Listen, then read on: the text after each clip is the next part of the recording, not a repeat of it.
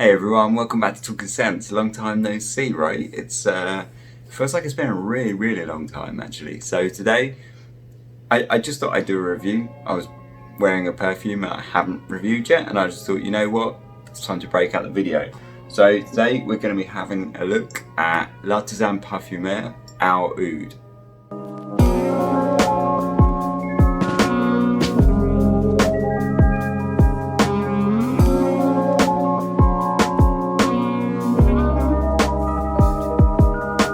So yeah, long time no see. I don't really want to go into it too much, but I kind of fell out of love with YouTube fragrance at the moment.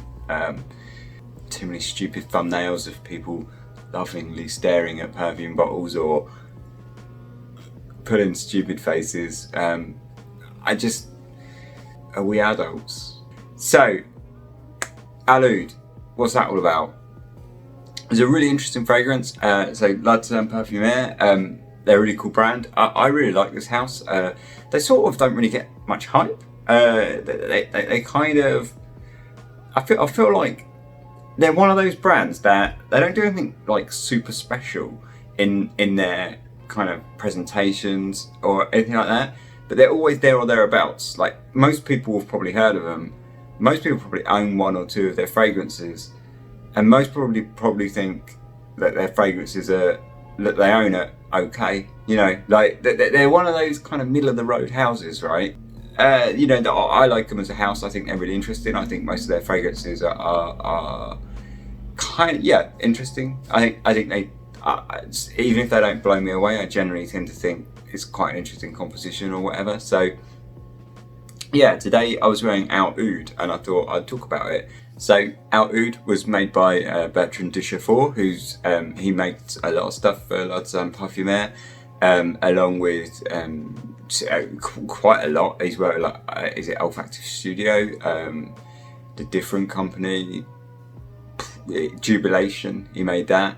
So you know he's been around, and generally I think he makes interesting fragrances. I generally kind of my ears kind of prick up if you know Bertrand Duchefort is kind of involved, because I think he's, you know, an interesting perfumer. The note listing for it is quite big. On the top you got cardamom, pink pepper, caraway, dates, orange blossom and dried fruits. In the middle, iris, neroli, saffron, incense, rose, oud and leather, and in the base, sandalwood, patchouli, cedar, tonka, vanilla, myrrh, civet and musk. That's quite a lot going on.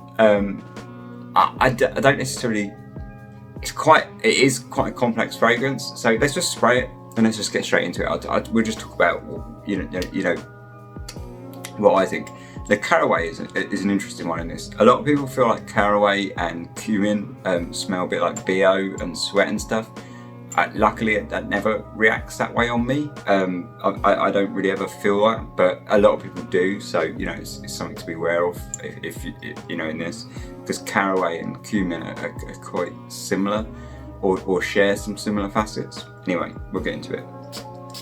So when you spray this, straight away it's quite boozy. It's quite. I feel like it's got this real boozy element that like really kind of like punches straight off, but it fades quite fast.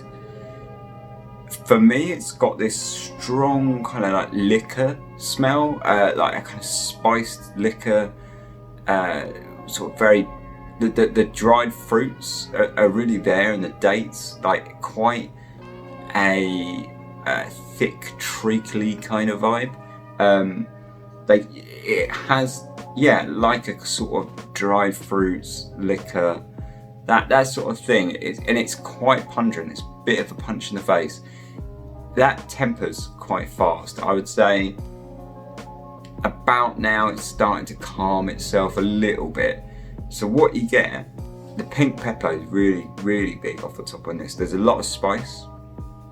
And for me, it's the pink pepper and the caraway. Are really spicy, because caraway, like I was saying, it's a bit like cumin, so it's got that kind of spiciness, but it's a bit sort of warmer and fruitier, and that really plays into this, like for sure. And then underneath that, you got this quite say treacly dried fruit smell, and also alongside all of this, there's this really velvety saffron, and it's a really interesting saffron. It's not soapy at all. In fact, I wouldn't say it's even remotely soapy, but it's really sort of plush and velvety. It's got that. It's called. I feel like a lot of saffron has those two elements. It has like a kind of soapy element and a velvety kind of element. This, it kind of scraps that soapy stuff and it just goes straight down with that velvety kind of road. The opening to me is where this really sings. For the first sort of like hour of wearing this, I really enjoy it. You get this, say, pretty much what I just described, this the saffron, the spices, the dried fruits. The booziness drops away quite sharp. I would say already it's not really boozy. Instead, it just becomes this quite dry, spicy, almost like a desert bazaar kind of vibe, and it's really nice. And then what's going to start creeping up, and it's almost like it's been there from the start, but you don't notice it so much until some of that kind of dried fruits dials back a little bit. So it takes sort of 5-10 minutes to get there, but you're going to start getting like a strong leather come out. The leather for me takes over then, and it becomes quite a leather fragrance, I would say. It's a really nice leather. It's slightly dirty, but I wouldn't say like filthy leather. But it's not a clean leather at the same time. I would say it's sort of middling, which doesn't really help. But it's not a super clean leather. But it's not, say, like a skanky barnyard animal leather. It's more a sort of slightly worn, used leather. I suppose you could kind of categorize it around about there. I say on top of that, you get these spices. They stay around for a while yet. And you get the dried fruits, and that stays around for a while. And the saffron, for me, the saffron is going to be there right until the end. The rest of those notes on that listing, I don't really get. There's certainly no oud, and we'll come to that in a bit, because a lot of people get quite upset about the fact they don't feel like there's any oud in this fragrance, and it's called Al Oudh.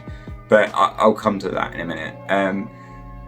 But yeah, I mean, most of those other notes, like rose, I don't get, sandalwood, patchouli, any of that stuff. I don't really get any of that stuff. The only thing I would say I do get a lot of is you get a touch of incense, which isn't like that kind of church incense at all. It's quite it's a bit more of a spicy suggestion of incense, and the last sort of big sort of part of this is musk, and it's hugely musky. A really big muskiness. The caraway is I say caraway is like cumin, but it's a sort of rounder, fuller, fruitier, slightly musky version of cumin, and then you've got like this sort of saffron that's very velvety and already lending itself to a sort of a musky vibe, and then you've got just a hell of a lot of musk in this. It's super musky. Normally, I would spray. I tend to review perfumes that I've been wearing all day, and I'll have like a natural dry down that I can compare to and reference, right? But in this review, I just sprayed it straight on my wrist, right? And we're just going with that. And there's a reason for that, and that's because for me, once this gets into the dry down, I can't smell it anymore. It just disappears, and I become like completely like anosmic or ozonic or asonomic, or you know what I mean, like nose blind. I completely nose blind to it, and I'll catch whiffs of it every now and then. Like I'll be say I'm sitting there reading, I'll catch something and whoa, that's a musky, like a really strong musky kind of whiff of something. But then I can literally bury my nose in my wrist and not smell a thing. And then I'll go back to reading 5 minutes later. What was that? And it'll be gone again as soon as it's really weird. So to me, I really like the top of this fragrance, but the base is so musky, and I think this is going to be heavily dependent on kind of chemistry, but you might not even smell it. Like say for me, I don't even really smell it. Some people are going to smell it. That worries me slightly, because I wonder, am I really huffing and not knowing? But it's nice anyway. Like, it's a nice muskiness. But it's the main driver of this fragrance once you get about 2 hours in, I would say, because once you get about 2 hours in, a lot of that top notes, they're going to be gone. Like, I think the only thing that hangs around for me is the saffron. All of the spiciness goes away. The incense sticks around a little bit, but most of that spiciness is going to be gone. Most of that dried fruits is going to be gone. You're going to get, say, like a touch of saffron, and just a whole ton of musk. And for me, that's it. That's like, after about 2 hours, that's what you're going to get for probably another 24 if you didn't wash it off, because it lasts forever. But whether or not you can smell that, I mean, that's a different matter, because say, I can't. I really like the opening. I think the saffron's done really, really well. It smells like rich, expensive, plush, and it's interesting, because it kind of bypasses that soapiness that saffron sometimes has. And I do think it's done really well. I love the caraway in this. I say, some people think that cumin can come across a bit like BO and like manky sweat. I guess I'm just fortunate that it has never reacted that way on my skin. Like, I've never found like a cumin or kind of caraway or that kind of spiced fragrance that has kind of gone BO and sweaty on me. So I guess that's lucky. But I'm not saying it doesn't happen. I've read plenty of reviews on like Fragrance Goodness, and a lot of people mention it. So it obviously does happen. Luckily it doesn't, and I really like the smell of it in this. I think it's really nice. It's this spicy, warm, slightly fruity sort of cumin, and it's really good. It's slightly different. I like that. It's rather than just the pink pepper that's there at the top, and it adds like a real spice. Like, the pink pepper is almost like, so you've got the caraway supplying like the heart of the spices in this, and then the pink pepper just kind of dusts off that top to kind of really give it its final kick, you know. And that the pink pepper dies off much quicker than the caraway, but it really works. The two work really well to give this really kind of nice spicy opening, and the spiciness and that saffron works super well with the fruits, especially the fruits and the spice. You get this lovely kind of, almost like, say, like, I feel this is quite a sort of liquor kind of vibe. But you could also say like almost like a mulled wine sort of vibe, like, but not a French wine. Like, it would be like this. I don't know if this exists. Let's just, and it might be a bit stereotypical, but let's just say it's like almost like a mulled Middle Eastern wine. You know, something like that is what it brings to my mind. It's really nice, and I really like it. And then that leather shows up. That's really nice. Say it's super like middle of the road. It's not dirty. It's not clean. But by that 2 hours, all of that goes, and it just turns to musk. No, the musk is really nice, and I really like it. But like I say, if you can't smell it, that's frustrating. So this fragrance is a little bit swings and roundabouts for me. I love the opening. I love the first couple of hours. But after that, I just don't smell anything. And that becomes frustrating when you catch little whiffs of it in the air. And also, I never know, like I say, I never know if I'm really stinking or not. So, but overall, I think it's a really good fragrance. I think it's a really interesting fragrance. Who's it for in terms of like masculine, feminine, and all that kind of jazz?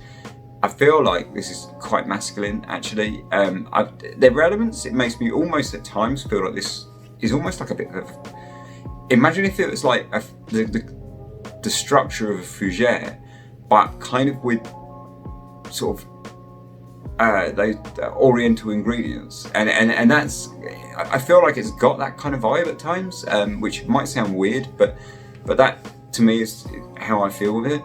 So I do think it's quite masculine. In terms of like dress it up or down, I think you could do either with this, and I think it's quite versatile in terms time of year as well. I think you can wear this at any time of year.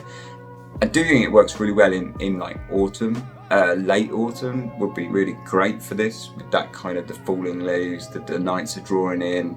I think it would go with the mood of that really well, because it does have a lot of musk. For me anyway, personally, I feel like those big musky fragrances, they have a kind of melancholic kind of air, something quite introspective about them. And I feel like that would really lend itself to that kind of late autumn time. But I mean, realistically, like slightly less abstract than that, you could wear this any time of year, it would be fine. And I do think it would dress it up or down, I think that would be fine. I say it's quite masculine, but if you don't mind that, it will be fine. I think it's really versatile, and I think it's really easy to wear, actually. Would I buy this if I didn't own it? Honestly, like would I recommend it to you guys? I would have to say no, not really. Unless you can, I mean, it comes with some caveats. Like, I would recommend this if you can get it at a really cheap price, then yes, go for it. And you know, L'Artisan Parfumeurs, you can pick them up quite cheap these days sometimes, like these old bottles especially. And to be honest, the old bottles are probably better because of some of their reformulations get hammered a bit. So I think it's probably better to pick them up in the old bottles anyway. So yeah, if you can get it heavily discounted, I'd say like give it a crack. Yeah. If you're really into musks, I'd say definitely give it a crack, because you'll probably enjoy it. But otherwise, I would probably say no, it's not that interesting. Like don't bother. Like if I lost this tomorrow, I wouldn't be heartbroken. I do enjoy it, and I do really like owning it, and it is something that I actually spray, you know, more than once a year, which is more than a lot of my perfumes. So it is nice, I do like it, but I wouldn't rush out to buy it. It's nothing super amazing, but I do think it's really good. And I would, if you're into musks, or like, you know, anything that's like heavily musky, I would say definitely. You know, things. What interested me with this one is I've never smelled Muscs Koublai Kahn, and I really want to, but I feel like these probably got something quite a lot in common with that, and also some of the other Lutens kind of Orientals, like Araby and things like that. I feel like it's got some crossovers there, so that's why it interested me anyway. And I think, you know, if you're, there's definitely interest there if you can get it at a discount, and I would recommend it. And if you're into musks, then I would recommend it. But otherwise, if you're not too fussed about musks, if you're not too fussed about kind of Orientals, if you're not too fussed about kind of spicy, leathery fragrances, I would just say give it a hard pass. It's not that interesting. That's Al Oudh. Oh yeah, the name, the whole Al Oudh name. So a lot of people say, you know, this is called Al Oudh. Where's the oud? I would agree. I don't feel like there's any oud in this fragrance at all. In fact, not at all. I don't think it's a woody fragrance, really, at all. What I would say about the name is I think it's actually fairly obvious. Like, for me, this is like an abstract representation of what oud smells like. Like if you actually sort of, so if we break down the components, right? So we've got like leathery kind of vibe, got that kind of spicy cumin kind of vibe, got that saffron kind of vibe, and they all kind of lend it different kind of facets, like a kind of slightly dark, dirty, spicy, and then a kind of leathery kind of thing, and the velvety. These are all kind of facets of oud, right? And if you were making an oud accord, like, these are all kind of the sort of facets to be making an oud accord.